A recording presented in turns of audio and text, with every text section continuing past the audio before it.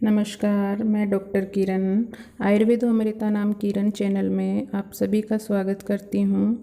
आज की क्लास में हम पदार्थ विज्ञान का एक टॉपिक पढ़ेंगे, आयुर्वेद के मौलिक सिद्धांत। और आयुर्वेद के मौलिक सिद्धांतों में से मुख्य सिद्धांत है त्रिदोष सिद्धांत। त्रिदोष में 3 दोष आते हैं, वात पित्त कफ। आज फर्स्ट भाग के अंदर हम वात का सरल और आसान भाषा के अंदर पढ़ेंगे, वर्णन पढ़ेंगे। त्रिदोषों के अंदर आचार्य सुश्रुत के अकॉर्डिंग एक श्लोक आया है, दोष धातु मल मूलम ही शरीरम, यानी दोष धातु और मल इन सबको मिलाकर ही शरीर का है।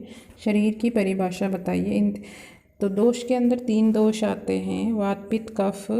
आज हम पढ़ेंगे वात का, डिटेल से वर्णन पढ़ेंगे। सबसे पहले दोष शब्द आते ही हमारे मन में विचार आता है कि दोष का मतलब होता है कुछ बेकार चीज़ होता होगा, जबकि ऐसा बिल्कुल भी नहीं है। दोष हमारे शरीर में दूष्यति इति दोषाः, यानी कि जो धातुओं को दूषित करते हैं। अगर ये हमारे शरीर में तीनों के तीनों दोष अगर बैलेंस अवस्था में रहेंगे तो हमारे शरीर को सही रखेंगे, आरोग्य अवस्था में रखेगा। अगर इन दोषों की अगर इनबैलेंस हो जाएगा, विषम अवस्था हो जाएगी, शरीर में बढ़ जाएंगे या कम हो जाएंगे दोष, तो हमारे शरीर के अंदर ये रोग उत्पन्न कर देते हैं।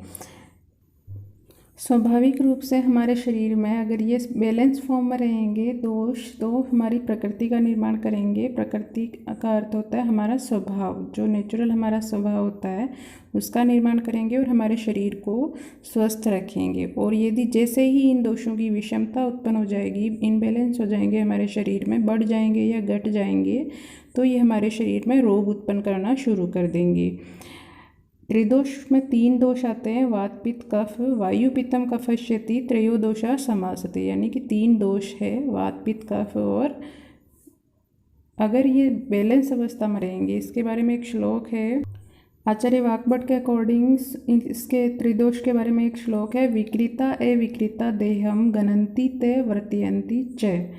विकृता यानी कि विकृत अवस्था में रहते हुए ये दोष हमारे शरीर का नाश करते हैं, शरीर को रोगावस्था प्राप्त करते हैं।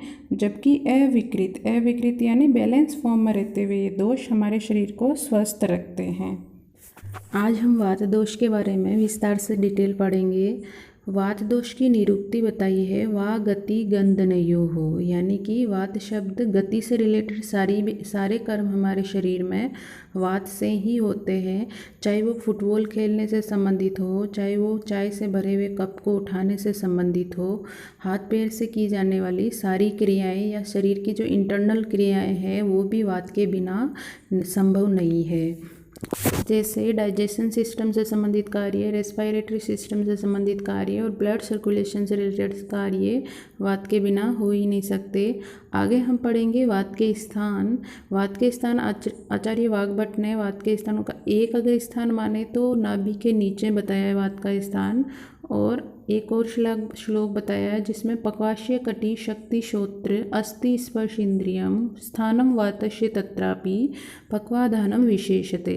अर्थात पक्वाशय यानी कॉलन, कटी यानी लंबर और पेल्विक रीजन ले सकते हैं, शक्ति यानी पैर, श्रोत्र यानी कान, स्पर्श इंद्रिय यानी त्वचा, अस्थि यानी बोन, स्थानम वातस्य तत्रापि, और वात का विशेष स्थान पुरुष पक्वाशय को बोला है। पक्वाशय यानी पुरुषाधानम या कोलन को बोलते हैं। बस्ती यानी यूरिनरी ब्लैडर, और वात का मुख्य स्थान पक्वाशय को बताया है। आगे हम पढ़ेंगे वात के गुण। वात के गुण है तत् रुक्षो लघु शीत खर सूक्ष्म चलो अनिलः। रुक्ष यानी ड्राई, शीत यानी कोल्ड, लघु यानी लाइट वेट, और सूक्ष्म यानी फाइन, चल यानी मूवेबल, विशद यानी क्लियर, खर यानी रफनेस। अगर हम ऐसे गुणों वाले आहार का सेवन करेंगे तो हमारे शरीर में वात दोष की वृद्धि हो जाएगी, और वात की वृद्धि हो जाएगी तो हमारे शरीर में वातजन्य अनेक विकार उत्पन्न हो सकते हैं। और भी बहुत सारे कारण हो सकते हैं, यानी कि इन्हीं गुणों से युक्त आहार विहार का हम सेवन करेंगे तो हमारे शरीर में वात की वृद्धि हो जाएगी। और अन्य कारण हो सकते हैं, अगर पंचकर्म का अतियोग हो गया है, ज़्यादा व्यायाम कर लिया है, ज़्यादा हमने निद्रा का सेवन नहीं किया है, रात्रि जागरण किया है, तो इन कारणों से भी हमारे शरीर में वात की वृद्धि हो सकती है और वातजन्य अनेक विकार उत्पन्न हो सकते हैं। अब यहाँ पर सवाल ये है कि अगर हमारे शरीर में वातजन्य विकार उत्पन्न हो गए हैं तो इनका हम चिकित्सा कैसे करेंगे, कैसे हम ठीक करेंगे। वात की वृद्धि हो गई है तो कैसे ठीक करेंगे, और अगर क्षय हो गया है, वात की कमी हो गई है, तो उस कंडीशन में हम कैसे उनको ठीक करेंगे। तो चिकित्सा सिद्धांत है सिंपल सा, क्षीणा वृद्धित्वा, यानी कि अगर दोष क्षीण हो गए हैं तो वृद्धित्वा यानी दोषों को बढ़ाने वाली चीज़ें देनी चाहिए। यानी कि अगर दोष हमारे वात दोष की कमी हो गई है तो हमारे शरीर में, तो वात को बढ़ाने वाले, वात के समान गुणों वाले आहार विहार का सेवन करेंगे तो वो बैलेंस हो जाएगा। और वृद्धि हो गई है दोषों की तो हमारे शरीर में वात को कम करने वाले दोषों का आहार विहार का सेवन करना चाहिए, जिससे हमारे शरीर में वात बैलेंस हो जाएगा। और एक दूसरा चिकित्सा सिद्धांत है विपरीते ही प्रशाम्यति, यानी कि वात के विपरीत गुणों वाला आहार विहार करने से बढ़ा हुआ वात का शमन हो जाता है, बढ़ा हुआ वात कम हो जाएगा, बैलेंस हो जाएगा और हमारे शरीर में वातजन्य विकार ठीक हो जाएंगे। नेक्स्ट हम देखेंगे वात के प्रकार। आयुर्वेद संहिताओं में वात के 5 प्रकार बताए हैं: प्राण वायु, उदान वायु, समान वायु, व्यान वायु और अपान वायु। सबसे पहले हम देखेंगे प्राण वायु के स्थान और उसके कार्य, क्या क्या कार्य करता है और कहाँ पर रहता है। प्राण वायु के लिए एक श्लोक आया है: प्राणो अत्र मूर्धगे है, उर कंठ चरु हो, बुद्धि हृदय इंद्रिय चित्त त्रिक, स्टीवनम श्वेथु उद्गार, निश्वास अन्न प्रवेश कृत। अर्थात प्राणवायु सिर में रहता हुआ, उर यानी थोरेक्स रीजन, कंठ यानी गले में रहता हुआ, स्टीवन यानी थूकने का कार्य करता है, छींकने का कार्य करता है, श्वास को लेने का कार्य करता है, और अन्न प्रवेश कर यानी कि आहार को निगलने में सहायता करता है। ये सारे कार्य ये बैलेंस अवस्था में रहता हुआ करेगा। जैसे ही इसमें विकृति आ जाएगी, विषम अवस्था उत्पन्न हो जाएगी, तो ये हमारे शरीर में हिक्का और श्वास रोग उत्पन्न करेगा। नेक्स्ट हम देखेंगे उदान वायु के कार्य, उदान वायु के स्थान और उसके कार्य। उदान वायु के लिए श्लोक आया है: उर स्थानम उदानस्य, नाशा नाभि गलांशरेत, वाक् प्रवृत्ति प्रयत्नो, ऊर्जा बलवर्ण स्मृति ही क्रिय। अर्थात उर यानी थोरेक्स या चेस्ट रीजन, उदानस्य नाशा नाभि, नासा यानी नाक और नाभि यानी अम्लाइकल रीजन में रहता हुआ, ये वाक प्रवृत्ति प्रयत्न ऊर्जा यानी कि बोलने का कार्य करती है, एनर्जी का कार्य करती है, हमारे शरीर को बल प्रदान करती है।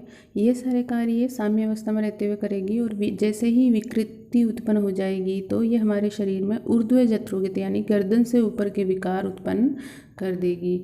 नेक्स्ट हम पढ़ेंगे समान वायु के स्थान और कार्य।